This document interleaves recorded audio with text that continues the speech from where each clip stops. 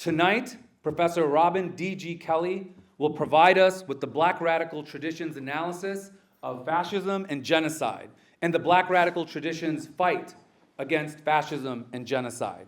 Please join me in welcoming Professor Kelley.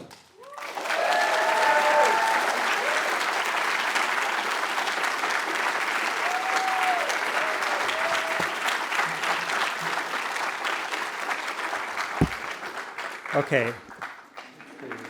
So I have a lot to say this evening, and I hope you'll bear with me because, first of all, I haven't slept in a couple days because I've been working, but also thinking a lot about what to say because I know what's advertised, but I'm going to say more than what's advertised.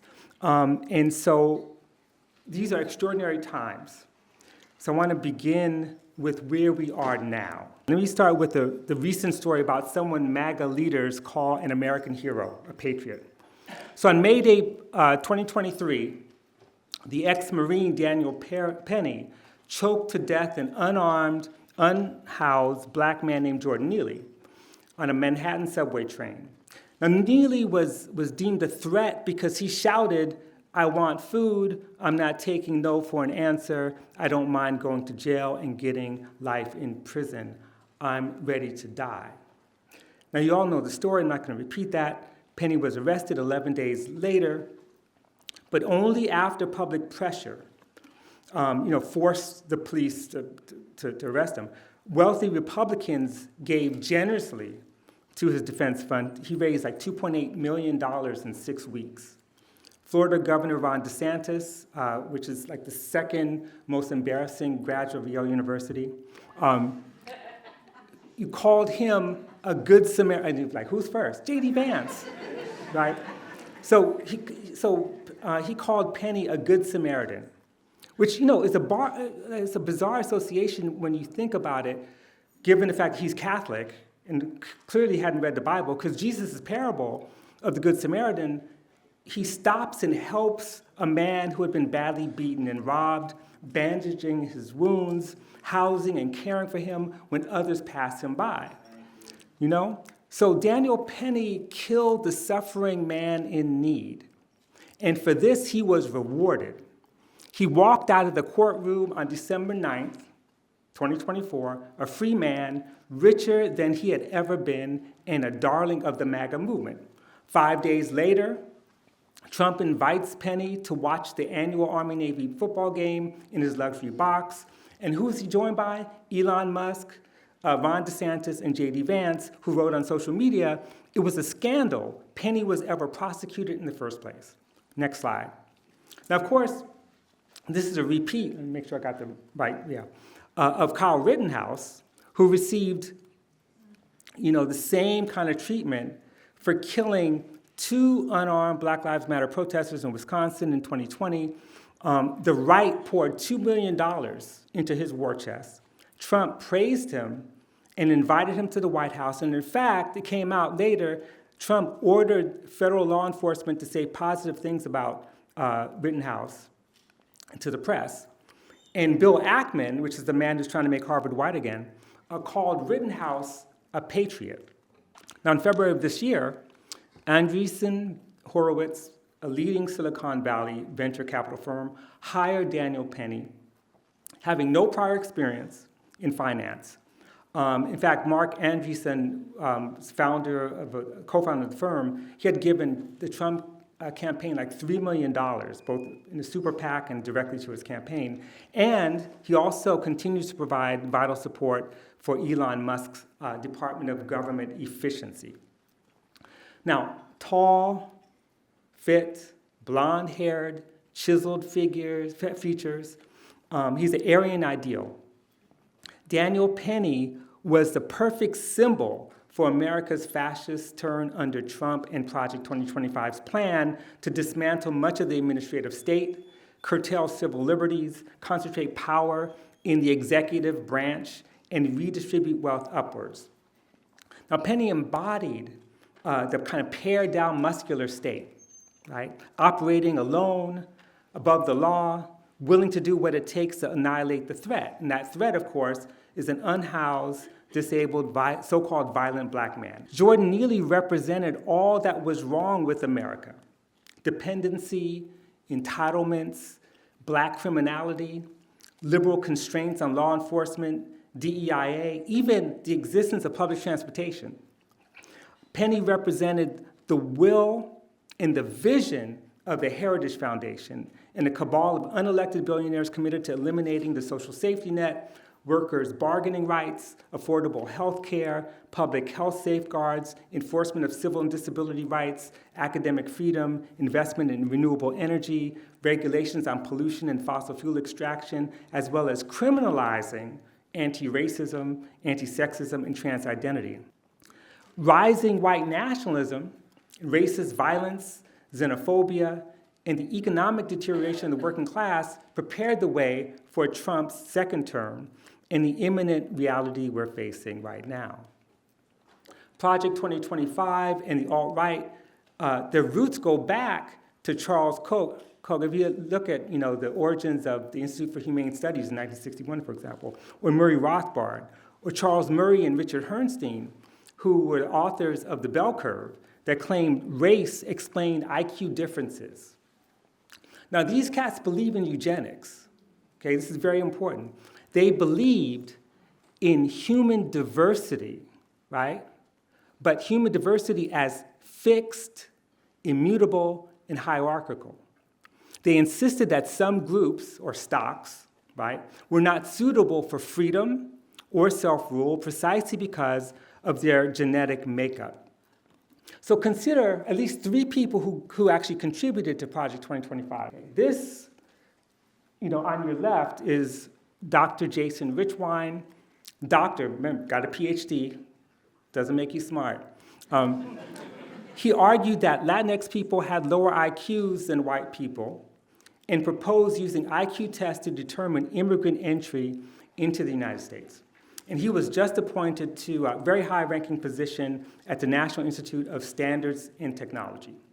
On your right, Corey Stewart, a failed GOP Senate candidate from Virginia, defender of the Confederacy and the Confederate flag.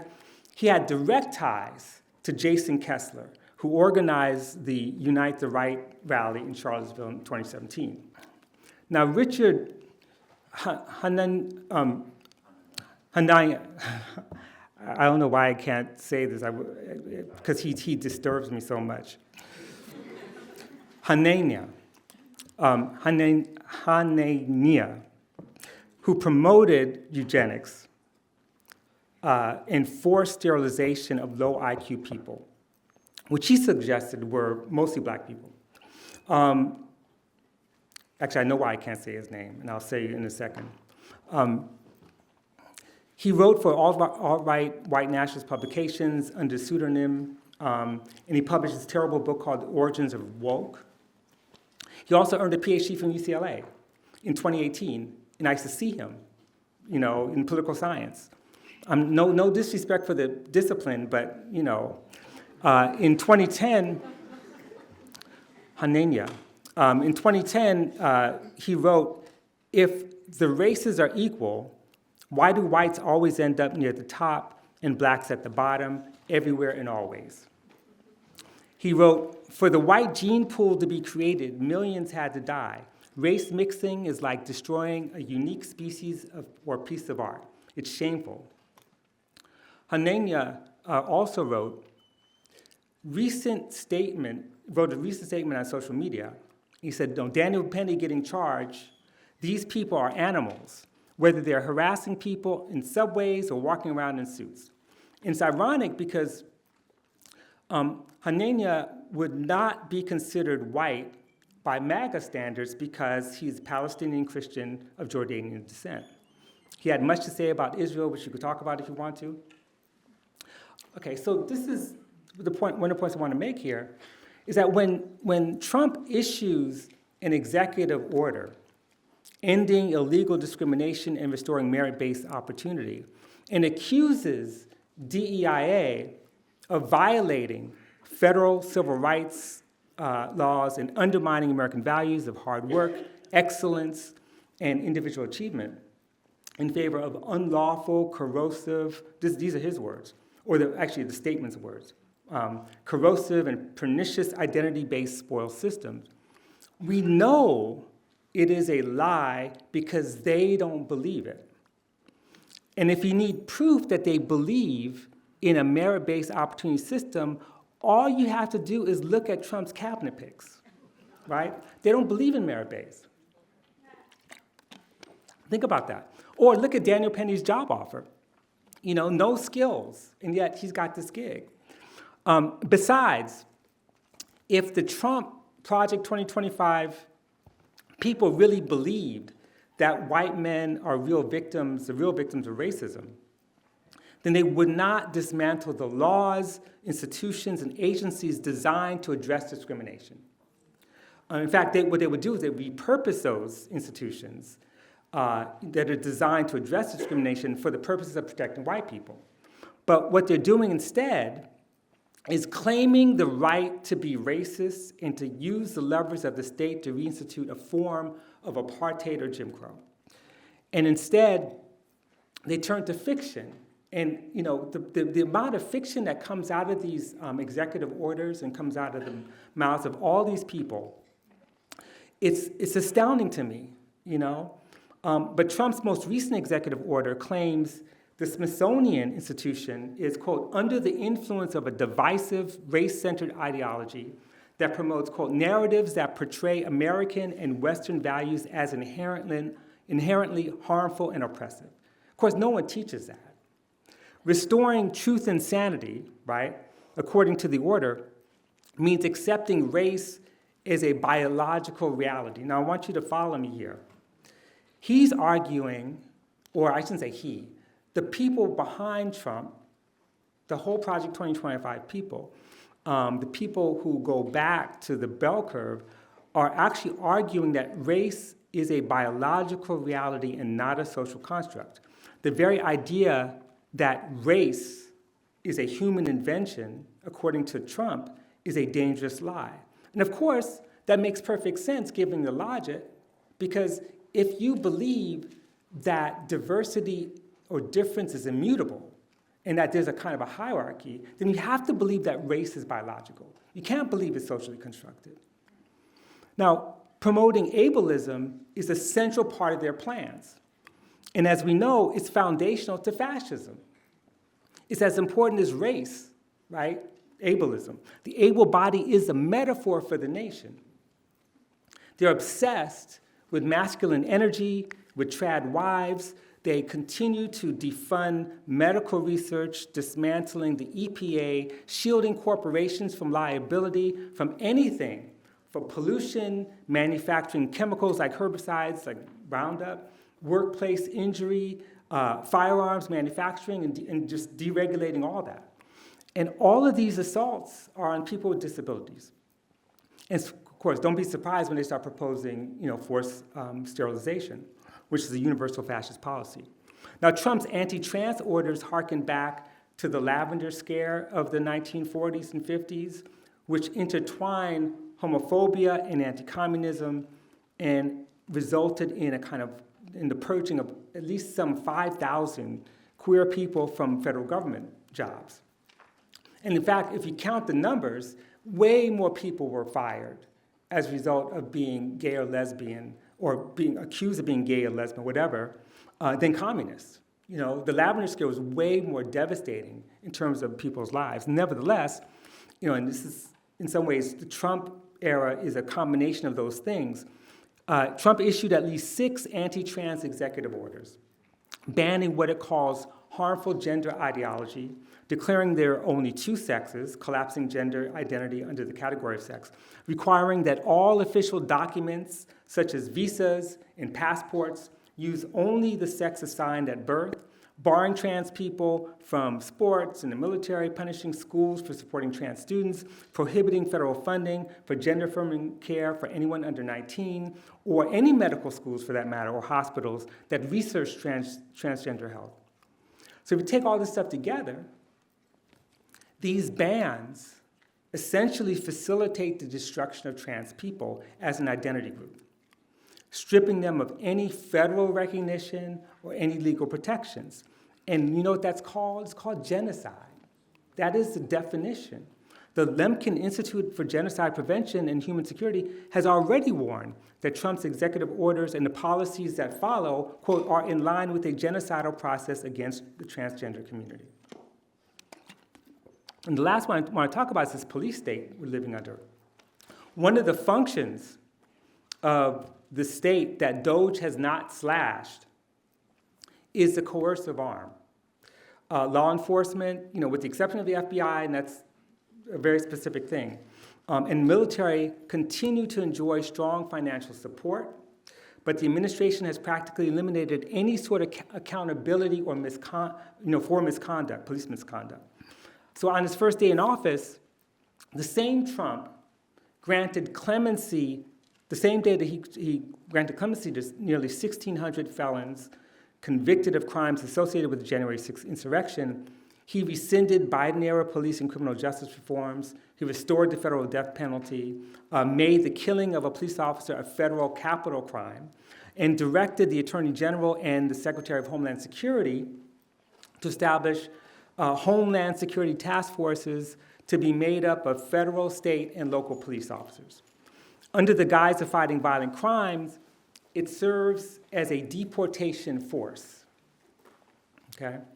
It raids workplaces, apartment complexes, neighborhoods, and universities where it has abducted and jailed foreign national students just for protesting the genocide in Gaza. So by executive order, Trump also created the DC Safe and Beautiful Task Force. Think about that. DC for District of Columbia. Headed by who? The racist Stephen Miller. And the task force will coordinate local officials to deport so-called illegals, increase the overall police presence, and speed up the processing of applications to carry concealed weapons. I'm not going to DC. You know, I mean, you think about what that means, right? So we're witnessing the consolidation of a fascist police state, although, and then this is one of the points I want to make right now, is that for some of us, this has been a permanent feature of life. So Langston Hughes, who in a speech at the US Congress Against War and Fascism in 1936, said, "Fascism is a new name for that kind of terror the Negro has always faced in America." You know, this kind of terrorism is extending more and more to groups of peoples whose skins are not black. Now, Hughes, of course, was not alone in understanding fascism in this way. Black radical intellectuals, you know, had located the roots of European fascism in the colonial order long before Hannah Arendt or Jean-Paul Sartre, and others had made the same argument. And you know, after World War II, the publication of Aimé Césaire's Discourse on Colonialism, where he argued that the real crime of fascism was the application of colonial procedures to Europeans, which, quote, until then had been reserved for the Arabs of Algeria, the coolies of India, and the blacks of Africa. And he observes that Europeans tolerated Nazism, this is a quote, before it was inflicted on them, that they absolved it, shut their eyes to it, legitimized it, because until then, it had been applied only to non-European peoples. Think of it, he continues. 90,000 dead in Madagascar, Indochina trampled underfoot, crushed to bits, assassinated, tortures brought back from the depth of the Middle Ages. And my favorite quote from Du Bois from The World in Africa, where he writes, "There was no Nazi atrocity which Christian civilization or Europe had not long been practicing against colored folk in all parts of the world in the name of and for the defense of a superior race born to rule the world." In other words, fascism was not some aberration from the March of Progress. It was the logical development of Western civilization itself, a civilization based on racial classification and hierarchy, on colonial domination, capitalist exploitation, and violence, the violence that comes with it, dispossession, enclosure, slavery, state regulation, and reproduction. So settler colonialism is an expression of this incipient fascism. That's what we're talking about, the long durée. The fascist state never portrayed itself as against the people. It claims to be an expression of, quote, well, I shouldn't say quote, but the people partly to protect us from those who are not the people. So in other words, the people are those who are outside the people. Those are the others. Black people, immigrants, Jews, Roma. And we can call this anti-democratic democracy. It's always grounded in the production of racial difference and is foundational to settler colonialism. Therefore, from this perspective, fascism is not at odds with liberal democracy. In fact, Michael Hanchard shows in his book, The Spectre of Race, every modern democracy was founded as an ethno-national racial state. Every single one. Think about it. Every modern democracy was founded as an ethno-national racial state. That means the exclusion, subjugation, and persecution of some other are not the people, right? So we're talking about democracy for the people. It's not always for all the people. The rise of fascism and the global economic crisis was the context for the radical turn in black scholarship. And you've got W. Du Bois writes The Black Reconstruction in 1935. C.L.R. James writes History of Negro Revolt, The Black Jacobins in 1938. You have the writings of Louise Thompson Patterson, George Padmore, Claudia Jones, Marvell Cook, Ella Baker, Richard Wright, and so forth. They were all produced in response to fascism and the growing anti-colonial movement.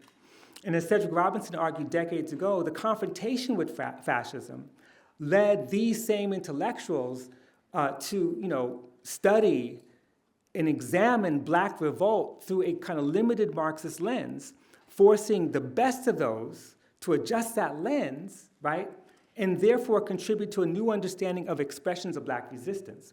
The black left saw fascism on the horizon because it was familiar to them. They knew it. They recognized it. They were what they used to call premature anti-fascists. So when the American ruling class was celebrating Mussolini for crushing communists and labor and bringing about stability in Italy, right, African Americans and the diaspora as a whole was resisting that. In fact, we can go to the next slide, I think. The mainstream press, right, this is the US press, and the Western press generally, they loved Mussolini. They loved him. They ran admiring and fawning articles on Mussolini and the success of Italian fascism throughout the decade, even into the mid-1930s. So we're talking about Fortune magazine, Time magazine, owned by Henry Luce, Business Weekly, Survey Graphic, Barron's, The New Republic, and the Saturday Evening Post ran a bunch of articles. In December 1927 issue of Nation's Business, which was the official organ of the Chamber of Commerce, its editor, Merle Thorpe, published an editorial titled, "That Man Mussolini." And he wrote, and he's in love with Mussolini. He says, "I can understand why a businessman would admire Mussolini and his methods. They are essentially those of successful business, executive action, deeds, not words.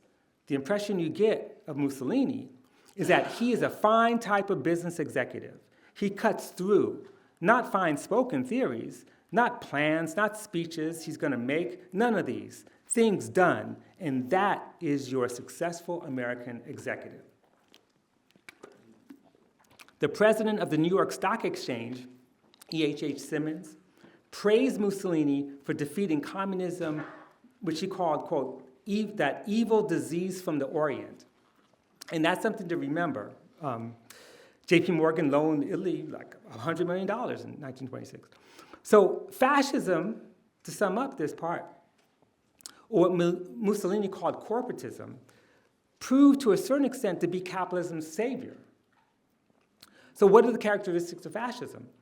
Abandoning democracy and civil liberties under the guise of the state of emergency, an authoritarian state built on an ideology of racial destiny, which justifies internal violence, that is, ethnic cleansing, racial cleansing, and external expansion. And note that all fascist and authoritarian states pursued some level of imperialist ventures, every single one. Brutally suppressing strikes and outlawing labor unions is another kind of element or component of fascism. In other words, making workers dependent on a coercive state. But let me just say a couple words about Italy to illustrate my point about the colonial roots of fascism. So bear with me. So like a lot of Europe, basically almost all of Europe after World War I, Italy, ended the war in debt, high unemployment. You have strike waves everywhere, especially in Turin, working class insurrections, often led by socialists, communists, and anarchists. The Liberal Party was in power in Italy, but lost control of the economy and the country. Mussolini, who was a former socialist, got to remember that, who left this party because of his opposition to nationalism. Just a side note, the most amazing thing about the Italian Communist Party and Italian socialists is that they held on to internationalism. They resisted the war. Whereas a lot of the other socialists in the Second International, they became nationalists right away. So Mussolini's pissed off about that, so he forms the Black Shirts, these paramilitary squads made up of disgruntled veterans. They attacked socialists and communists. The Liberal Party had a choice. Now, they could have collaborated with the Communist Party or the fascists, and they chose the fascists. Liberals make bad choices. I'm just saying. So trade unions called a general strike in 1922. The fascists crushed the strike, marched on Rome, and basically seized power because they were not interested in collaboration with the Liberal Party. The Liberal Party just capitulated, saying, well, here, you got power. So Mussolini's now in power. He's set to rebuild the Roman Empire to restore national pride. So what does he do? Well, he already has Libya, so he invades Ethiopia. Now, we have to pay attention to the brutality of Italian colonialism because one of the big myths about Italian fascism is that it was more benign and not as racist as, say, the Nazis. The fascists did come to see themselves as a race, right? A Mediterranean version of Aryans. And while they did not organize Jewish death camps to that degree, they practiced fascist violence in the colonies. But even before the fascists, and this is the most important thing I really want you to take away with this, before the fascists came to power, right, Italy, like all imperial countries, waged a brutal genocidal war in the colonies. So during the Italo-Turkish War in 1911, Italy colonized Libya, which had been a part of the Ottoman Empire, under the Liberal Party. So it's under the Liberal Party that Italy's occupying forces gassed and starved Libyans, created concentration camps, ultimately killed 1/10 of the population. In 1935, jump forward, the Italian military used mustard gas on Ethiopians in violation of Geneva Protocols of 1925, which banned its use, killed 250,000 Ethiopians within 3 years of the war, and by some estimates, 1/3 died from chemical weapons. And this may sound familiar, they bombed Red Cross hospitals and ambulances, right? So they massacred prisoners. Of war. Italy's occupation of Ethiopia lasted until 1943, and Italy did not formally recognize Ethiopia's sovereignty until 1947. But the biggest issue to me is that the Western countries were very quick to recognize Italy's occupation of Ethiopia as legitimate. And war crimes were ignored until 1940, when other Western powers entered, the war against Italy. They still didn't really address war crimes. Soviets initially said nothing before the League of Nations, in part because they were selling coal and oil to Italy. So technically, and this is an argument that I make all the time, I've been making it for 30 years, World War II begins on African soil. It begins in Ethiopia. That is the beginning. That is the front. From there, Italian troops attacked British colonies in Somalia, in Egypt, Sudan, Kenya, like around 1940. Okay, so African Americans immediately mobilized in defense of Ethiopia, raising money for relief and medical aid. Black communists in Harlem especially with the help of some Garveyites, created the Provisional Committee for the Defense of Ethiopia. Black men from across the nation volunteered to fight. The Pan-African Reconstruction Association recruited 1,000 volunteers in New York, 1,500 in Philadelphia, 8,000 in Chicago, 5,000 in Detroit, 2,000 in Kansas City. The Garveyite Black Legion established a training camp in upstate New York for some 3,000 volunteers, and they were ready to fight. They were ready to go to Ethiopia to fight, right, to defend Haile Selassie. And that's another complicated thing. But Selassie was pressured by the US to refuse these volunteers, and only 2 African-American combatants ever reached Ethiopia, and both were pilots, John Robinson and Hubert Julian. So the first location in Europe, though, where the war began was Spain. Okay? So in 1936, when Franco led a military campaign to overthrow the Republican government of Spain, the Loyalists, right, consisting of a popular front government of socialists, communists, anarchists, and liberals, they were attacked by Franco, and Franco's armies were supported by what? German planes and Italian planes. Germany and Italy provided arms, supplies, and aerial attack squads. The so-called Western democracies claimed neutrality, even as American corporations like Texaco, Texas Oil Company, extended credit to Franco's forces. Only the Soviet Union and Mexico came to the aid of the Loyalists.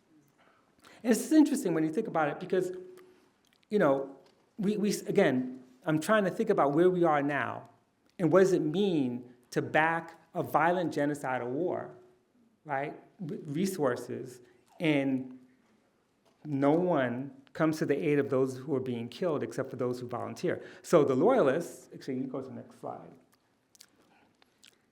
appeal to volunteers who came from all over the world. And you may know the story. 3,000 people from the United States came to fight or participate in the war in Spain. 90 were African American, and 1 black woman, Celera Key, served as a nurse. Crawford Morgan, originally from North Carolina, spoke for nearly all black volunteers when he linked the events in Ethiopia with fascist tendencies. In the US, mainly, he argued, Negroes have been getting lynched in this country by mobs. So he says, this is what fascist tendencies look like. Von Love, another volunteer, had collected medical supplies for hands-off Ethiopia, and then he fought in Spain, defined fascism as, quote, the enemy of all black aspirations. So what I'm saying here is that we date the beginning of World War II in Europe to 1939, when it really begins in 1935 in Africa. When fascists invade Ethiopia, Western capitalist nations didn't care because it was Africa. When fascists backed the civil war, in Spain to overthrow an elected government, the Western capitalist nations didn't care because they're communists and socialists.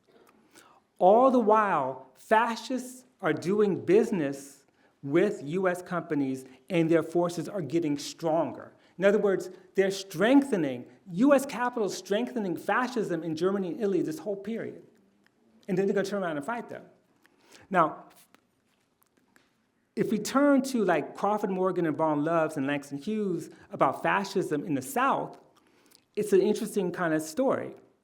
Now, a lot of people are familiar with the fact that Nazis drew directly on American eugenicist ideas about the purity of blood and Aryan superiority. They know that the Nuremberg laws, for example, were modeled after US Jim Crow laws.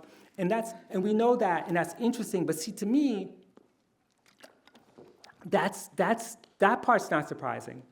Of course the US is the basis, the roots of so much racism.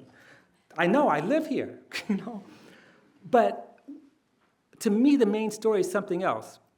First, that these models were not just building blocks for German fascism, but they were evidence of existing fascism in the US South. Violence was the primary mode of governance, and much of the violence was outsourced, which is the roots of slave patrols. And before that, I just learned. The system of law enforcement and when I say law enforcement, let's read it as property protection, depended on deputizing every white man. The state didn't have to take responsibility for the violent subjugation of its black population when you have a few million Daniel Pennies and Kyle Rittenhouses ready to do it. The South was a one-party dictatorship under which white property rules. And that white property rule in the South extended to the nation. Let me explain. So by denying black people the vote, Southern congressmen enjoyed a concentration of power. They chaired 29 of the 47 committees in the House, 13 of 33 committees in the Senate, and these were all the most powerful committees: judiciary, agriculture, appropriations, banking and currency, commerce, finance, military affairs, ways and means. And besides counting black people who could not vote for congressional representation, poll taxes made it impossible for even some poor whites to vote. So voter turnout in southern states was like 20% or lower, right, of eligible voters. And not because people didn't want to go vote, right? And so they end up getting the most powerful legislators in Congress and Senate who then have seniority because they keep being voted in. A white property dictatorship in the South explains why there was no federal anti-lynching bill passed under Roosevelt. In fact, do you know when the federal anti-lynching bill was passed? Thank you, 2022. They also insisted on local control of all New Deal agencies to ensure unequal wages, payments, and maintain segregation. So this is the Faustian bargain that Roosevelt made. Complete suppression of democracy in the South in exchange for support for the New Deal. So don't keep saying that the New Deal is the greatest thing's ever happened, and we need to go back to that, right? I understand the loss of the welfare state, but we have to be serious about the history and how that happened and who lost. But the key point here is that fascism persisted in the US, it persisted in South Africa, it persisted in many colonies after Second World War II, the Second World War. The Second World War did not end fascism. In fact, it expanded. Claudia Jones, in a brilliant essay published in 1946, suggests that the danger of fascism is not over in 1946, but alive and well in the South. And she writes, today the main danger of fascism to the world comes from the most colossal imperialist forces which are concentrated within the United States. The perpetrators of these attacks are the representatives of the most reactionary section of monopoly capital and of the semi-feudal economy of the Black Belt. And she goes on to talk about what I don't have time to talk about, is there's a wave of lynchings and killings of black veterans in particular, right up from 1945, 46, 47, throughout. And we know what happens after that in terms of black people trying to get the right to vote. It's just nothing but chaos and violence. So that's why, in 1951, Paul Robeson and William L. Patterson, who's the executive of the Civil Rights Congress, submitted a 225-page petition to the United Nations General Assembly, titled We Charge Genocide. Some of you may be familiar with this document. I find that people know it, but they don't read it. The crime of government against the Negro. And Patterson and his team used what was then new, the UN Convention on the Prevention and Punishment of the Crime of Genocide, which was adopted by the UN General Assembly December 9, 1948. And they used the Convention on Genocide to make the case that black people were victims of genocide. Now, it documented racial violence after the war, at least 153 killings of black people, and presented a legal argument that identified systematic violence and terrorism as part of state policy to crush movements of opposition and maintain the racial and class status quo. Now, Raphael Lemkin, who coined the term genocide, he had a fit, right? He insisted, first, it didn't apply to Negroes. He accused the authors of sabotaging the US Senate's ratification of the convention and, quote, diverting attention away from the crimes of genocide perpetrated in the Soviet Union. Now, in fairness to Lemkin, he changes his mind, by the way. And most people don't write that. They like to attack him. But he actually he thought about it, and he said, you know what? Black people do fall under the category of genocide. And then he actually worked on Algeria as well. So in fairness to Lemkin, he actually came around. But my point is, anti-communism, his own anti-communism, made it hard for him to actually see the argument that they're making. But it's not as if black people didn't know this. This is from 1950. That is to say, this is an article, October 21st, 1950, from the Amsterdam News, which ran an article, headline, UN law may be hard on Dixie, which argued that, quote, the lynching of Negroes in the United States and race destruction in the Union of South Africa would be considered crimes of genocide. So they didn't need recharge genocide to know that. All the black people understood that, certainly the journalists. US senators understood this as well. They understood it all too well, which explains why the US did not ratify the Genocide Convention until 1988. Some of you didn't know that, I know. So like previous petitions, Patterson draws a direct line between domestic genocide and colonial war. I'm gonna skip over the next quote. This is the last thing I want to say. Is, of course, the story of black anti-fascism and resistance to genocide doesn't end here.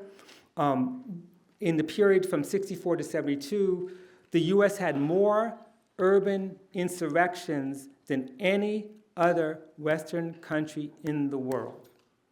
And I want you to sit with that for a second.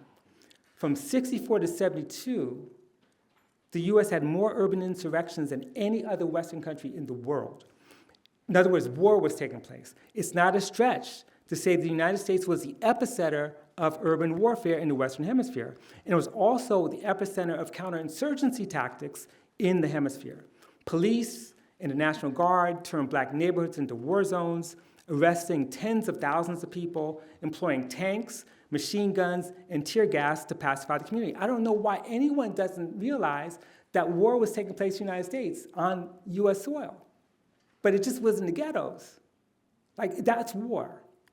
So, therefore, some of these people involved in rebellions sparked by these incidents of state violence named the repression fascist, and they saw themselves as anti-fascist, and hence some of the use of fascism here. So consider Revolutionary Action Movement, the Black Panther Party for Self-Defense, the Community Alert Patrol, Black Liberation Army, the Brown Berets, the National Committee to Combat Fascism, the Black Liberation Front. All of them use the term fascism to refer to state violence and to the way the state treated black people. State and vigilante violence, of course, actually escalates in the 70s and 80s with the defeat of the insurgency of 1968. And I'm not going to talk about any of that stuff. I just want to say the black radical tradition against fascism and genocide continues to this day, and so does the deep commitment to internationalism, be it Haiti, Congo, Sudan, and of course Palestine. So there's a much longer story about the black left support of Palestine, which I've written about. I'm not going to talk about it, but what I want to do is kind of end by talking about something different. Like I said, I'm trying to do a lot of stuff here. I want to end by returning to the present and to say a few words about the weaponization of anti-Semitism, something that our university administrators all over the country has chosen to endorse, in spite of the fact that the current administration in the White House attacks any criticism of Israel as cover to shield its own anti-Semitism. That's what they do. So we witness a dress rehearsal of Trump's policies when the House Committee on Education and Workforce, led by Virginia Fox and Elise Stefanik, who, was like right on to the poor January 6th, abductees, right?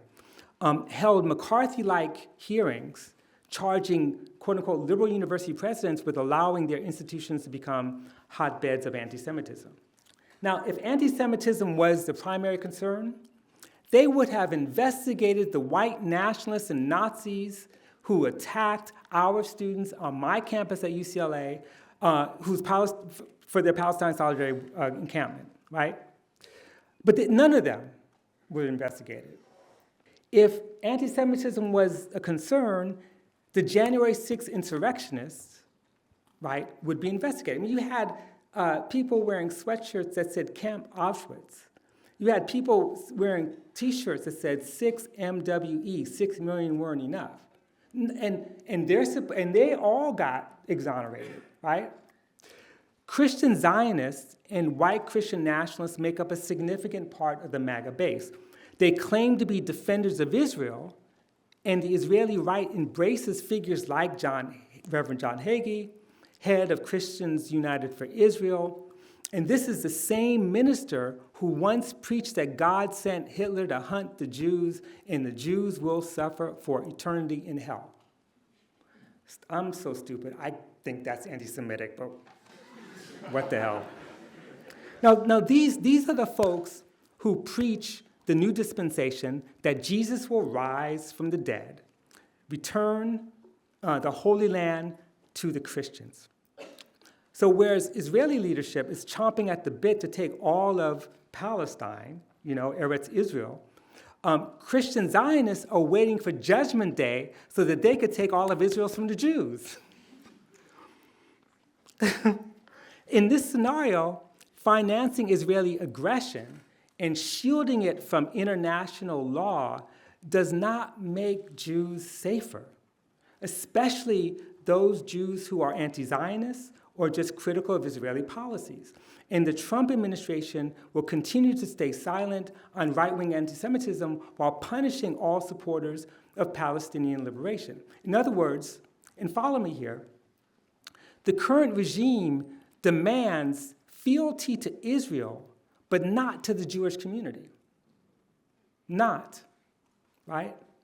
Jews are still suspect, and Christianity is perceived to be under threat. And if you don't believe me, read Executive Order 14202, Eradicating Anti-Christian Bias. Just read it. Think about what it means, right, for Zionist organizations like Betar to turn in foreign national students critical of Israel for deportation. There's a picture I took, actually, from a video from a protest we had. Here, I can't help but think about all those Israeli men who show up at our protests, who heckle and disrupt our protests, and they're wrapped in American flags. Sometimes it's like the flag of Israel and the United States, but mostly American flags. And they're standing there calling for more deportations, when the same government they're working for just pardoned proponents of the Great Replacement Theory. Think about that. They delude themselves into thinking they're safe, right? And of course, none of this is new. And by the way, they're coming for all of us. And I will say publicly right here, I'm being filmed, like, if they come after anybody, including Zionist Jews, you don't think I'm going to defend them? Of course I am. Because this is about a war against people that's deeply anti-Semitic, and they don't even realize it, And it's like they're cutting their own throat. So, of course, none of this is new. Those of us who have been fighting for Palestine's freedom are familiar with Canary Mission. They got a terrible picture of me on there. Posting names of people it falsely accuses of anti-Semitism, or the practice of doxing, which is illegal, or the ADL's long history of spying on progressive organizations or groups such as Israel on Campus Coalition with a $9 million budget to collect information on students and faculty engaged in Palestine justice work and feed that information directly to Israel's Ministry of Strategic Affairs. Now, rather than investigate these organizations for libel or invasion of privacy, or violating the Foreign Agents Registration Act, the state incorporates them into the police apparatus. It's like the deputizing of white men, the deputizing of those Zionist Jews who think somehow that the state that's against them is for them because they do the dirty work of defending Israel, a right-wing regime in Israel, and defending the occupation, defending war and genocide. So many of us are panicking over Columbia's appeasement, and now Harvard's. By the way, when UCLA's appeasement appears, it's going to make Columbia look like the resistance. It's coming.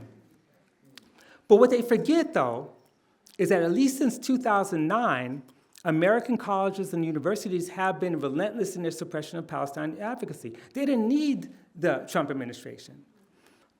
Before the encampments, university administrators have been predisposed to arrest student protesters, initiate disciplinary hearings, and rarely have university presidents elected to negotiate seriously, right, in a way that would consider divesting from companies that fuel and finance war and occupation of Palestine. No college or university has suffered financially from divesting from apartheid South Africa, from private prisons, or the fossil fuel companies. Show me one university that went out of business because they divested. Just show me one, right? You can't, because I'm right. So, on the histories of anti-apartheid, ironically, right, the anti-apartheid protests on campuses, those encampments at Yale, Princeton, Cornell, UCLA, are used to advertise their commitment to social justice. I'm sure it happens here too. The truth is, they are worried about the symbolic costs of bucking the Palestine exception and the real costs in terms of potential loss of donors. That's the thing they're concerned about. Calls for divestment or even a permanent ceasefire elicit absurd charges of being pro-Hamas. Seriously? Anti-Semitic, proponents of Israel's annihilation. Trustees and donors have gone further, demanding even harsher punishments for student protesters and conspiring with the corporate and legal world to deny them future employment, which is also illegal. And university leaders have chosen to cower before such threats rather than stand up for the rights, well-being, and safety of all their tuition-paying students. And the last point is really crucial because it explains why our universities have become police states. UCLA spent $12 million in spring alone just to suppress protests.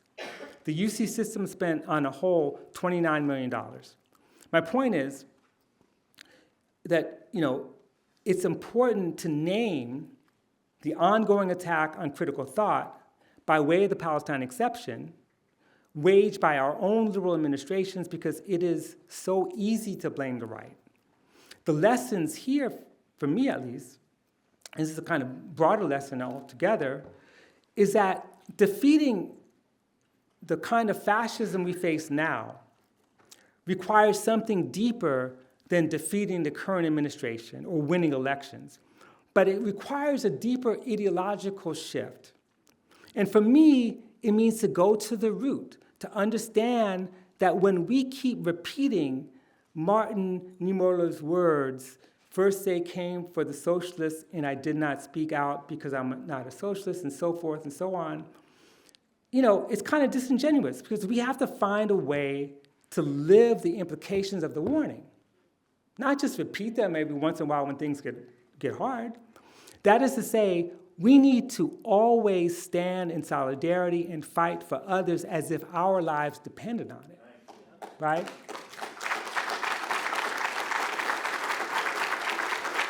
And that means thinking beyond nation and pledging allegiance, not to Israel, not to the United States, but to the world and all life, right? All living things. It means seeing every racist and sexist and homophobic and transphobic act, every brutal act of state violence, every deportation, every denial of health care for the most vulnerable and so forth, as an attack on all of us, as an attack on the class. It means standing up for the oppressed everywhere. And we don't have to ask for something in return, right? That's what solidarity means. And we have to remember, and again, this is the Black radical tradition, that some of the most dynamic movements emerge at the height of racist reaction, economic crisis, war, and militarism. These movements were fueled not by false optimism, but by a deep understanding of the reality that they face. The Black radical tradition understood that the only way to ensure our survival, right, our very survival, was to envision a radically different future for all of us, everyone in it, even the people we don't like, and fight to bring it into existence. Thank you.